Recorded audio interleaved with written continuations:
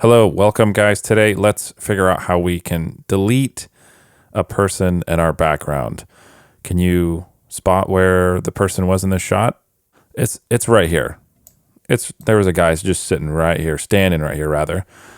And yeah, it is what it is. I think if you guys have ever shot a wedding before, there are situations where you really have no control of sometimes your background. And in this case, this was at an LDS temple, and they were doing a wedding really about every 20 minutes. So I had this area to shoot really for 10 or 15 or so minutes.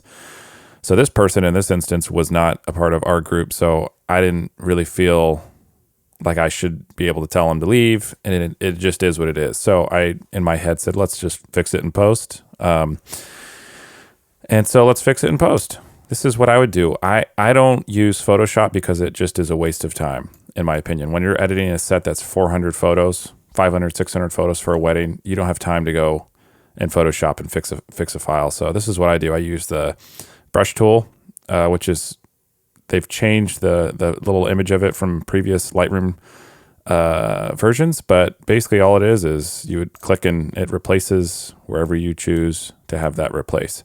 So in most cases for removing a person, I'll try a couple things. First, I'll just try a brush that is the size of the person, go down the whole body, and then zoom out and let's find a spot that it makes them disappear.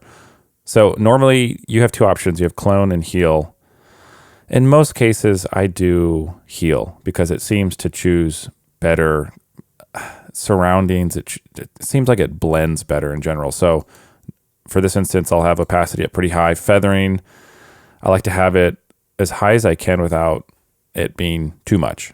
So just, play with it. So this is what we're choosing to have it copy. And I want it to look like the background. So I'm going to kind of select somewhere over in this general area. That right there is not too bad. If I was going quick, I would leave that. And you, as somebody who's never seen the photo before, let's say you're reviewing this photo, it wouldn't catch your eye. You'd never really notice.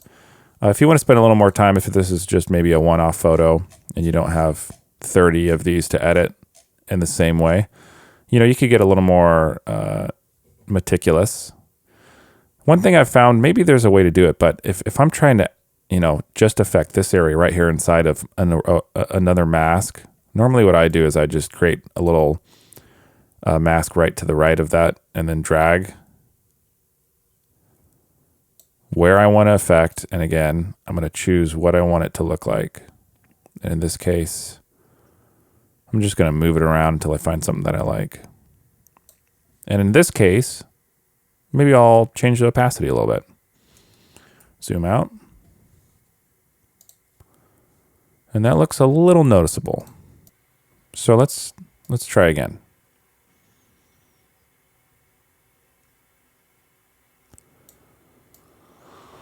And we can just find somewhere that we like for this.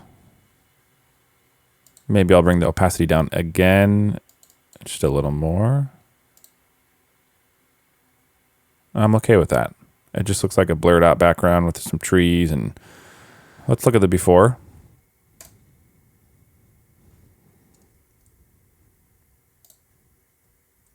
Again, if you are looking at this photo in a set of 600 photos, obviously the main center of attention in this shot is the bride and groom. So as long as it's not a noticeable, I could see how this area right about here is not my favorite. And again, if you really want to dive deep, you can make it look better.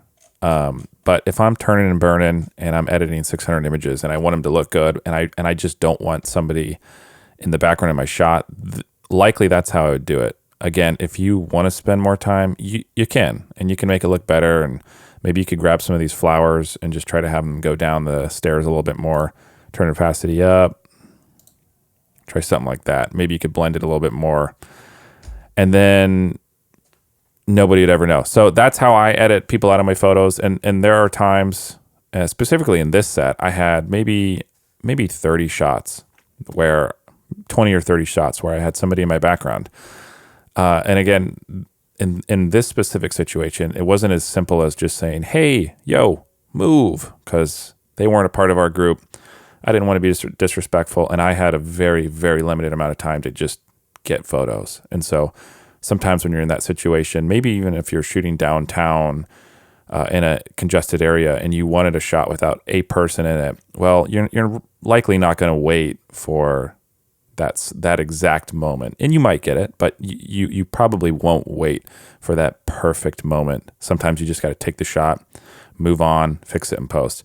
And this is how I do it in Lightroom. I don't touch Photoshop. It's a waste of time.